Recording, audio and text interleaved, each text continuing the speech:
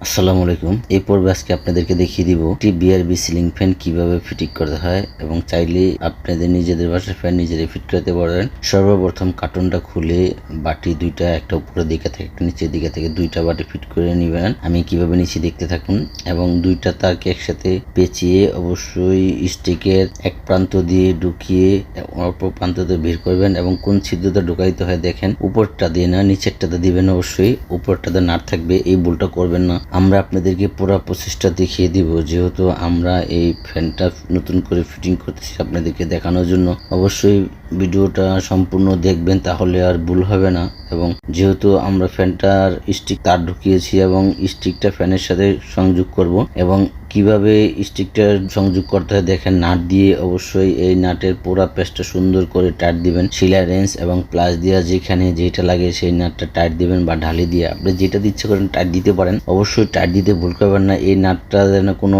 কারণে লুজ না থাকে। যদি লুজ থাকে তাহলে ফ্যানটা শব্দ হবে। এবং এখানে ক্যাপাসিটার সুন্দর করে বসিয়ে নিলাম।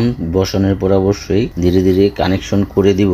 প্রিয় বন্ধুরা, আপনারা দেখতে থাকুন। যেহেতু ইলেকট্রিক্যালের পাওয়ারের একটা ব্যাপার থাকে, আমরা অবশ্যই ইলেকট্রিক্যালের পাওয়ারটা আমরা কিভাবে সংযোগ দিব দেখতে থাকুন। অবশ্যই ইচ্ছে করলে আপনি লালটা লাল এবং কালোটা কালো, যে কোনো জায়গায় লাগাইলে হবে। আপনি এই দুইটা কেবিল এখানে লাগিয়ে দিবেন। এই দুইটা কেবিল লাগানোর পরে অবশ্যই আমরা চাবো আপনারা সম্পূর্ণ ভিডিওটা ভালো করে দেখে রাখেন। এবং একটি সিরাপিন আছে এখানে, এই সিরাপিনটা কখনো ভুল করবেন না। সিরাপিনটা ঢোকানোর পরে অবশ্যই ভিতর পাশ এবং বাইরের পাশ এই দুইটা পাশই সিরাপিনটা ভালো করে টাইট করে এবং বাঁকা করে দিবেন।